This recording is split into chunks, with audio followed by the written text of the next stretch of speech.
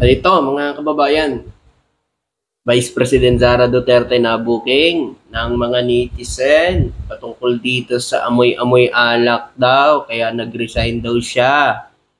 Kaya daw mga kababayan, ito daw ang dahilan niya para mag-resign na lang dahil na-confirm niya daw umano na umiinom ng alak ang ating Pangulo umagang umaga. Ito, pakinggan natin.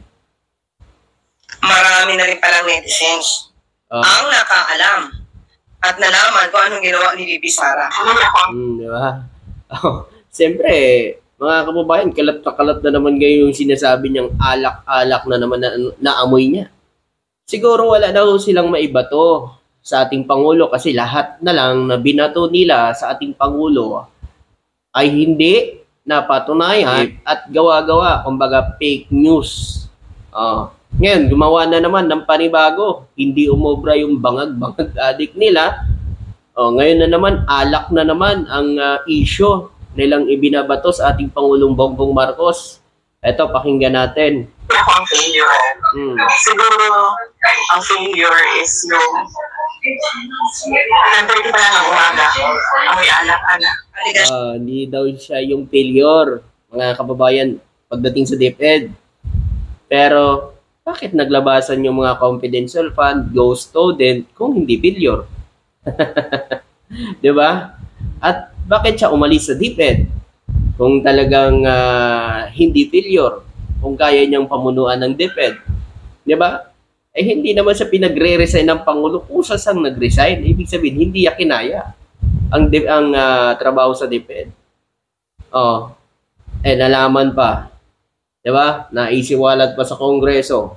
Kaya nagkaroon ng impeachment dahil sa mga confidential fund na hindi may paliwanag with 11 days, 125 million.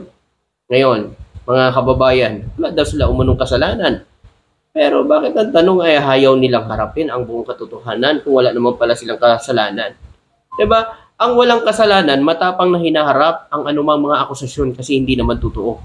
Diba? Mga kababayan, dahil kung wala ka kasalanan, hindi ka matakot na harapin ang buong katotohanan at sagutin ang mga isyo para patunayan sa sambayan ng Pilipino na wala kang ginawang mali. Diba? O bakit ngayon gusto nilang patayin yung impeachment? Diba? Gusto na nilang walain. Pero walang kasalanan yan, ha? 16 lawyer, walang kasalanan yan. Diba?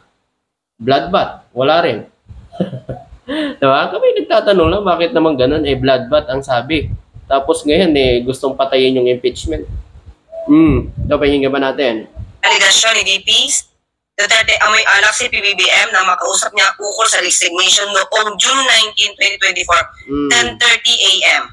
Yun. Kasi yun yan siya na nag-resign sa mga kababayan nung June 19, 2024. Diba, nag-resign siya. So, 10:30 daw siya nandoon sa Malacanang. So, alamin natin mamaya. Makikita nyo po kung gaano magsinungaling itong pangalawang Pangulo. Tuloy natin. Yun yung pag-alis ko. Nagbeso-beso siya sa akin. Wow, nagbiso-biso daw, mga kababayan. Nagbiso-biso ba? Parang nakita ko noon. Parang hindi niya nanganante ang Pangulo noon eh. Diba? Parang umalis lang siya noon eh. Tuloy natin. 25, 10:30. Amoy alak siya. At kung ako ang pahulain, kung ano yung alak na yon, whiskey. Whiskey. Hindi tanduay. Hindi dark. Baka dark yun. Whiskey daw, mga kababayan. Sabi ko nga, baka tanduay yun. Dark yun. Diba? Ito. Pero, hindi ko naman siya nakita. Nag-inom ng whiskey. Di ba? Hindi niya nakita. Wala siyang ebidensya. Kumbaga naamoy niya lang, nakakamaya. Ikaw pala yung uminom. Ikaw pa yung hangover, naamoy mo sa bunganga mo. Kasi ikaw nakaamoy nun eh. Di ba? At wala kang patunay. Di ba? So, hanggat wala kang patunay, wala kang ebidensya, katulad na din yan ng mga ibinabato nyo sa ating Pangulo na matagal na hanggang ngayon wala pa rin kayong mapakitang ebidensya. Inuutoy nyo na lang yung mga followers nyo, inuutoy yung mga tao. Di ba? Mga kababayan. Naku. Grabe ito. O, tuloy natin. Yun naman pala eh. Hindi mo pala nakita eh.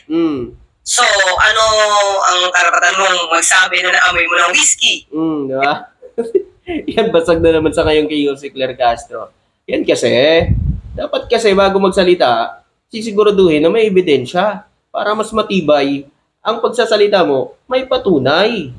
'Di ba? Para paniwalaan ka ng tao, bawat salita nyo na lang Kung ano-ano na lang binabato nyo sa ating Pangulo, wala naman kayong ebidensya na ipinapakita. 'Di ba? Alam nga naman katulad namin. Hindi naman kami katulad nyo mag-isip. Tulad ng mga followers nyo, na porque sinabi nyo, naniwala na kaagad. Hindi na naman totoo. Hindi kami ganoon. Di ba? Kailangan may patunay. Yung talaga yung totoo, ha? Hindi yung gawa-gawa, ha? Diba, wala ka palang nakita. Diba? At,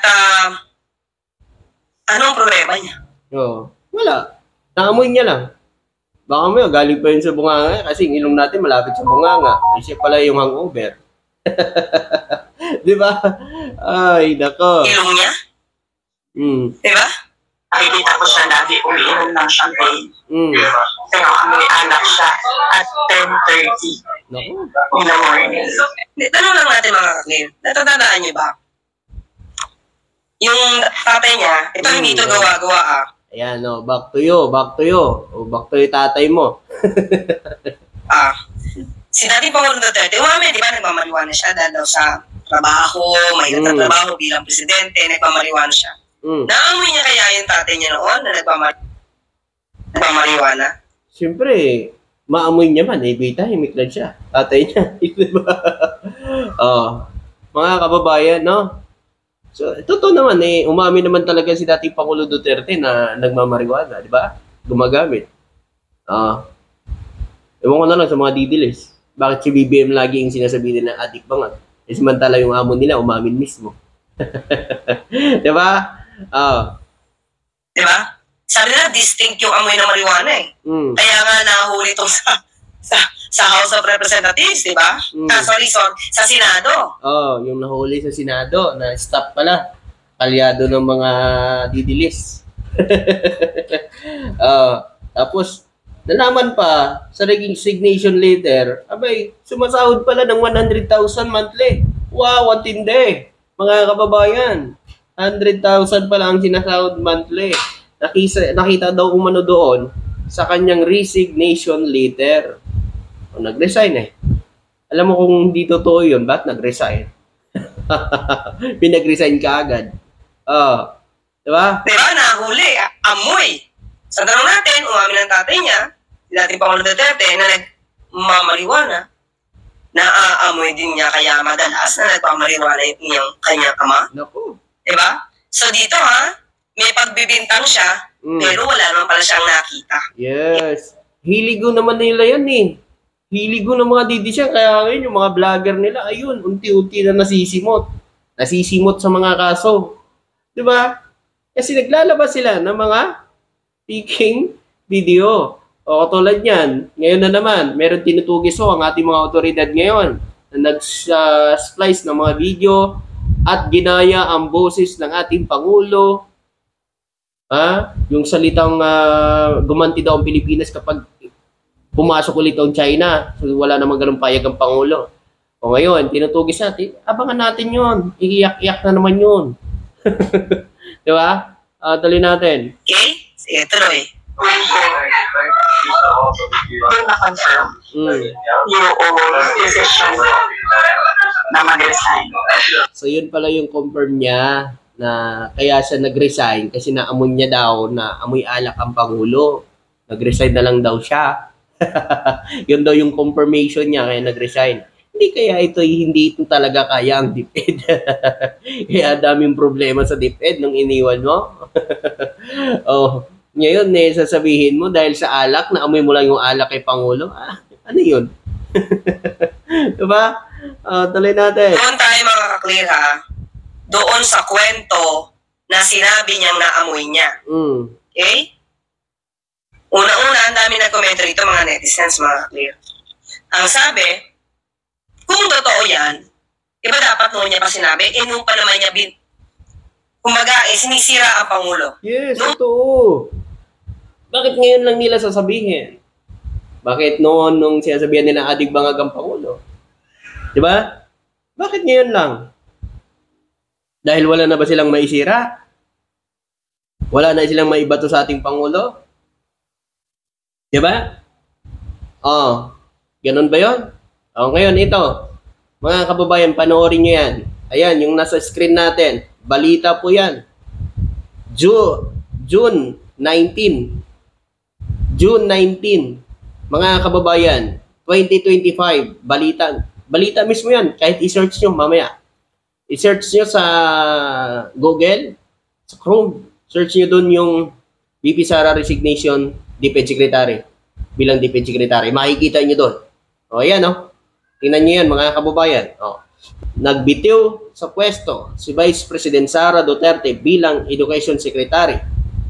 Vice Chairperson ng Anti-Communist Task Force ng gobyerno.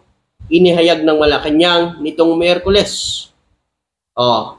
Ayon kay Presidential Communication Office Secretary Chuloy Garapel, nagtungo si Duterte sa Malacanang alas 2:21. Ayan, makikita niyo yan.